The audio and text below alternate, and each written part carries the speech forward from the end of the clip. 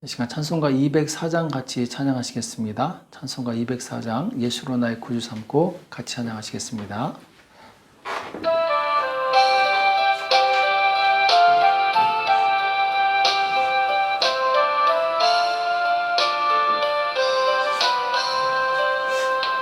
예수로 나의 구주 삼고 성령과 피로서 거듭나니 이 세상에서 내 영혼이 하늘의 영광 누리로다. 이것이 나의 간증이요 이것이 나의 찬송일세. 나 사는 동안 끊임없이 구주를 찬송하리로다. 온전히 주께 맡기네요. 사랑의 음성을 듣는 중에 천사들 왕래하는 것과 하늘의 영광 보리로다. 이것이 나의 간증이요 이것이 나의 찬송일세.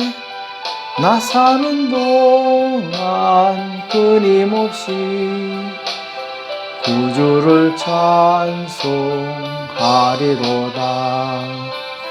주 안에 기쁨 누림으로 마음의 풍랑이 잔잔하니 세상과 나는 간 곳 없고 구속한 주만 보이도다. 이것이 나의 간증이요 이것이 나의 찬송일세. 나 사는 동안 끊임없이 구주를 찬송하리로다. 아멘. 시간 다 같이 기도하시겠습니다. 살아계신 하나님 아버지, 이 새벽에 저희들을 불러주시고 하나님 앞에 나올 수 있도록 은혜 주심을 감사합니다. 주 성령님 우리 가운데 충만케 하사 주님의 뜻 가운데 살아가게 도와주시옵시고 이 땅에서 하나님을 만난 경험이 많이 있을 수 있도록 도와주시옵소서. 하나님께서 우리에게 말씀하실 때 깨닫는 은혜를 주시고 그 말씀에 순종함으로 형통한 삶을 누릴 수 있도록 도와주시옵소서. 주께서 오늘도 함께해 주실 것을 믿고 감사하며 예수님의 이름으로 간절히 기도합나이다. 아멘. 하나님의 말씀 역대하 28장 19절 말씀 보겠습니다. 역대하 28장 19절 말씀 한 목소리로 합독하도록 하겠습니다. 역대하 28장 19절 같이 읽겠습니다. 시작. 이는 이스라엘 왕 아하스가 유다에서 망령되이 행하여 여호와께 크게 범죄하였으므로 여호와께서 유다를 낮추심이라. 아멘. 아하스 왕의 비극, 아하스 왕의 비극이란 제목으로 같이 말씀을 나누겠습니다. 자, 오늘은 이제 요담의 아들 그 아하스 왕에 대한 이야기를 나눌 텐데요. 아하스 왕은 이제 20세에 왕이 되었고 그리고 16년 동안 예루살렘에서 통치했다 이렇게 말씀하고 있는데 아하스 왕에 대한 평가는 하나님 앞에 정직히 행하지 아니하였다 이렇게 말씀하고 있습니다. 그래서 2절에 보면은 이스라엘 열왕의 길로 행하여 바알들의 우상을 부어 만들고 이스라엘 열왕 곧 북이스라엘 왕들은 한 명도 온전한 왕이 없었죠. 신앙이 있는 왕이 없었고 다 우상을 숭배하고 하나님을 거스렸던 왕이죠. 근데 오늘 아하스 왕은 이 북이스라엘의 그 왕의 뒤를 쫓아서 우상을 부어 만들고 또 3절에 보면은 흰놈의 아들 골짜기에서 우상한테 이제 분향하고 여호와께서 이스라엘 자손 앞에서 쫓아내신 이방 사람의 가증한 일을 본받아 그 자녀를 불사르고, 자, 인신 제사를 드렸다는 것이죠. 참 끔찍한 일이죠. 또 산당과 작은 산이와 모든 푸른 나무 아래서 제사를 드리며 분향한지라. 자, 지금 이 아하스 왕이 전혀 생각지 않게, 그 아버지는 안 그랬는데 지금 엄청난 우상 숭배가 우상 숭배를 하고 있습니다. 그래서 하나님께서 그를 돌이키시기 위해서 5절에 보면은 여호와께서 아람 왕의 손에 붙이심에 이렇게 말씀하고 있어요. 자, 죄는 반드시 대가를 치른다는 것을 기억하시기 바랍니다. 왜냐하면 하나님께서는 공의의 하나님이시요, 그리고 의의 하나님이시기 때문에 죄를 짓게 되면은 반드시 그 의의 심판을 받게 돼 있죠. 그래서 하나님께서 아람 왕의 손에 붙이심에 저희가 쳐서 심히 많은 무리를 사로잡아 가지고 다메섹으로 갔으며, 자, 지금 이 아람 왕이 와서 유다를 칩니다. 그리고 이제 많은 포로로 이 백성들을 잡아가게 되죠. 그리고 이스라엘 백성들을 크게 사륙합니다. 그리고 6절에 가면은 이 북이스라엘의 왕 베가가 이 아하스 왕을 치는 내용이 나오죠. 그래서 하루 동안에 용사 12만 명을 죽입니다. 자, 엄청난 사건이죠. 유다의 12만 명의 용사를 죽이게 되고, 또 7절에 보면은 이 시글이라는 사람, 북이스라엘의 시글이가 이 왕의 아들 마세야를 죽입니다. 그리고 국내 대신하고 총리 대신까지 다 죽여요. 아주 정말 유력한 사람들을 죽이게 되죠. 그리고 또 8절에 보면은 이 남유다의 12만 명을 백성들을 포로로 끌고 갑니다. 거기 보면은 아내와 자녀 모두 한 가족들을 다 끌고 가요. 자, 하나님께서는 이 아하스 왕에 대해서 아주 혹독한 대가를 치르게 하십니다. 그것은 이 하나님께서 아하스 왕을 사랑하시기 때문에, 그가 죄악에서 돌이키고 하나님을 섬기기를 원하시기 때문에 하나님께서 그에게 계속 경고하시는 거예요. 자, 그런데 아하스 왕은 깨닫지 못합니다. 그래서 하나님을 의지하지 않고 하나님께 회개하기는커녕 16절에 보면은 오히려 아수르 왕에게 도움을 청해요. 아수르 왕에게 많은 보물을 주면서 와서 우리 좀 도와달라고 합니다. 왜냐하면 그때 당시에 이제는 에돔까지 와서 이 유다를 쳤기 때문에, 에돔은 원래 유다의 속국이었어요. 유다가 에돔으로부터 이 조공을 받았던 그런 약한 나라였는데 하나님께서 들어쓰시니까 유다가 꼼짝을 못하는 거예요. 유다가 아수르 왕을 초청했는데 아수르 왕은 돈만 받고 전혀 일을 하지 않습니다. 와가지고 전혀 도움이 되지 않아요. 자, 그리고 18절에 보면은 블레셋이 침공합니다. 블레셋이 들어와서 아하스 왕을 쳐서 굉장히 곤란에 빠지게 하는데, 자, 지금 아하스 왕은 말할 수 없는 연속적인 고난을 당합니다. 아마 이스라엘 왕 중에 이렇게 연속적으로 고난을 당한 왕이 없을 정도로 지금 아하스 왕은 굉장히 큰 고난을 당하게 되는데, 오늘 본문 말씀이 그 원인에 대해서 말씀하고 있어요. 왜 아하스 왕이 이토록 많은 대적의 공격을 받았는가, 이렇게 큰 곤란에 빠졌는가. 이는 이스라엘 왕 아하스가 유다에서 망령되이 행했다고 말씀하고 있죠. 여호와께 크게 범죄하였으므로 여호와께서 유다를 낮추심이라, 이렇게 말씀하고 있어요. 아하스 왕이 우상을 섬기고 하나님을 떠나니까, 그리고 이 자식들을 인신제사로 드리는 이런 이방인의 풍속을 쫓아서 죄악을 범하니까 하나님께서 유다를 낮추시기 위해서 이런 연속적인 고난을 허락하셨던 것이죠. 자, 이쯤 되면은 아하스 왕은 내가 하나님께 범죄했기 때문에 이런 고난을 당하구나 하고 깨닫고 회개하고 돌아왔어야 됩니다.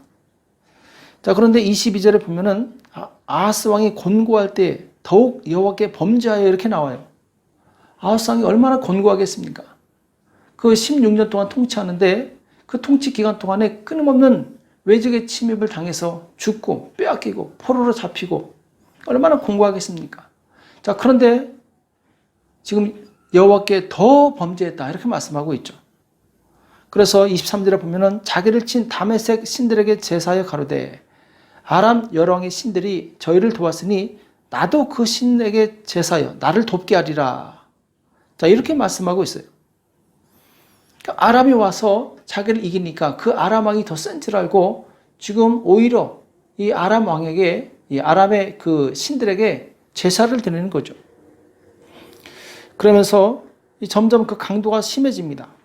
자, 24절에 보면은 아하스가 하나님이 전에 기구들을 모아 회파하고 또 여호와의 전문들을 닫고 예루살렘 구성마다 단을 쌓고, 자, 지금 자기 민족을 인도하시고 민족에게 생명을 주신, 구원을 주신 하나님의 전을 다 깨트리고 무너뜨리고, 자, 심지어는 25절에 보면은 유다 각 성읍에 산당을 세워 다른 신에게 분향하여 그 열조의 하나님 여호와의 노를 격발케 하였더라 이렇게 말씀하고 있어요.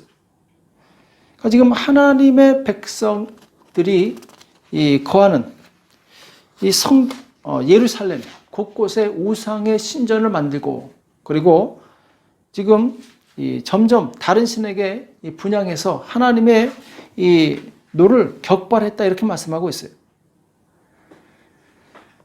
자, 문제가 있으면 브레이크를 걸고 점검하고 자신을 돌아봐야 되는데 점점 더 심각하게 나갑니다. 점점 더 죄를 범하게 되죠. 이 아하스의 아버지 요담은 그 아버지 우시야 왕이죠. 그러니까 아하스 왕의 할아버지죠.